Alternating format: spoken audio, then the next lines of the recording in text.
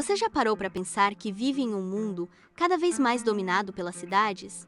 Hoje, mais da metade da população mundial mora em áreas urbanas, e essa porcentagem só tende a aumentar.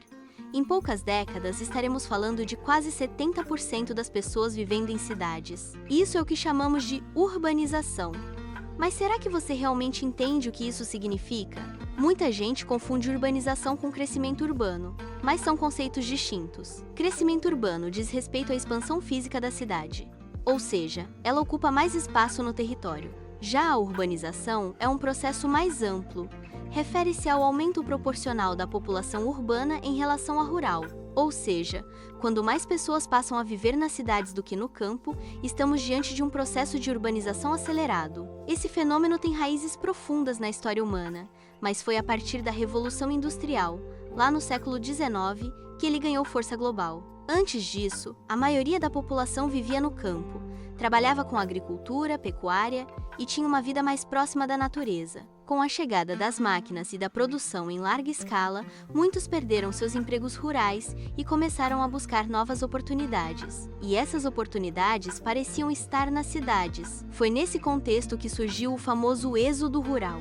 Aquele grande movimento migratório em que milhões de pessoas deixaram o campo rumo às cidades em busca de trabalho, renda, educação e melhores condições de vida. No Brasil, esse processo começou a se intensificar a partir dos anos 1930, com o avanço da industrialização e a criação de grandes centros econômicos nas regiões Sudeste e Sul. As cidades cresceram rápido demais. E nem sempre de forma planejada. Muitos migrantes chegaram às grandes metrópoles cheios de expectativas, mas encontraram realidades difíceis. Falta de moradia adequada, transporte público insuficiente, desemprego e serviços públicos sobrecarregados.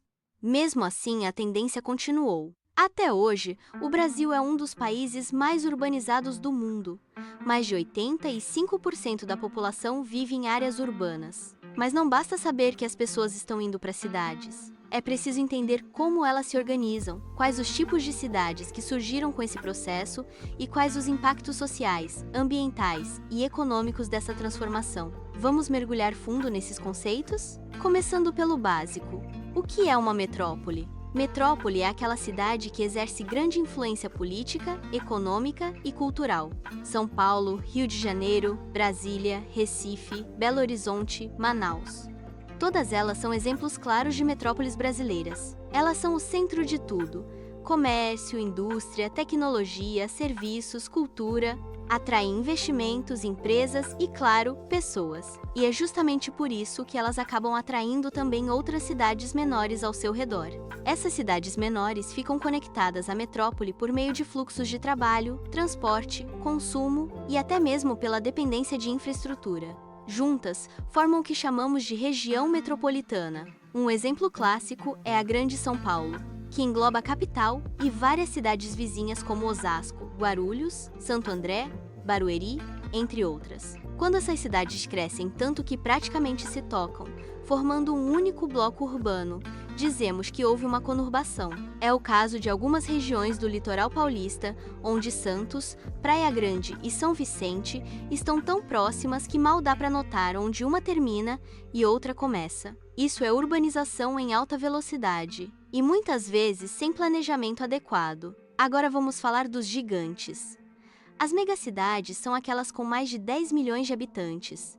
Hoje, existem mais de 30 megacidades espalhadas pelo mundo.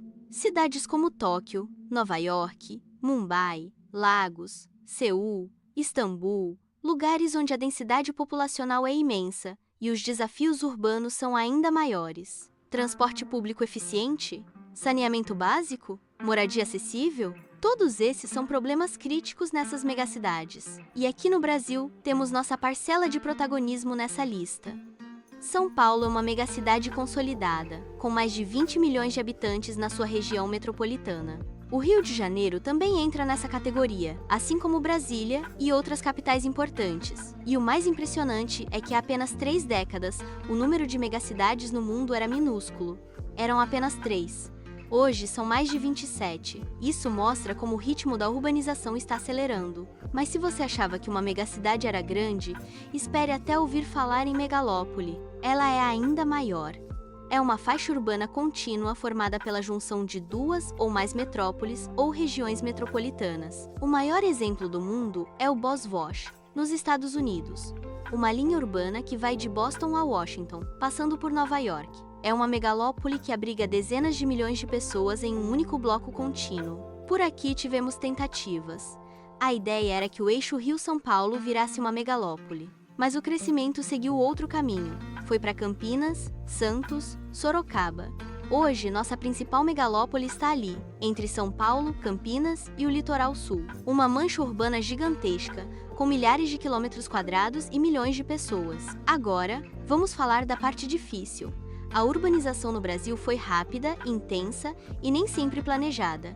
Muitas cidades cresceram sem infraestrutura adequada. Resultado? Favelas nas encostas, bairros sem saneamento, transportes públicos sobrecarregados. Além disso, há uma concentração de riqueza e serviços nas grandes cidades, enquanto regiões periféricas ficam esquecidas. Isso cria uma divisão social dentro da própria cidade. Centro rico X, periferia pobre. E o tempo gasto no trânsito? Muitos brasileiros chegam a passar horas por dia dentro de ônibus ou carros, perdendo tempo que poderia ser usado para estudar, trabalhar ou estar com a família. Apesar dos desafios, há soluções sendo testadas pelo mundo. Cidades inteligentes, transporte integrado, verticalização, corredores de ônibus, ciclovias. Singapura, por exemplo, usa tecnologia para gerenciar tráfego, energia e resíduos. Medidas simples como zoneamento urbano adequado e incentivo ao uso de bicicletas já fazem diferença em muitos países. Por aqui, algumas cidades têm avançado. Curitiba, Belo Horizonte, Porto Alegre implementaram sistemas de transporte rápido e integram políticas de habitação com planejamento urbano. Mas ainda temos muito a aprender. Urbanização não é só um tema geográfico. É político, econômico, social. Entender esse processo é entender como o mundo está mudando, como as pessoas vivem, como as cidades funcionam e como podemos torná-las melhores. Esse é um assunto recorrente no Enem e em vestibulares, não só pela quantidade de informações, mas porque exige interpretação crítica. Por isso, dominar esse conteúdo pode fazer toda a diferença na sua nota final. Se você quer mandar bem no Enem, precisa entender os processos sociais e espaciais que moldam o nosso país. E esse é um dos pilares, a urbanização. Se este vídeo ajudou você, deixe o like aí, compartilhe com os amigos e ative o sininho para receber notificações de novos vídeos.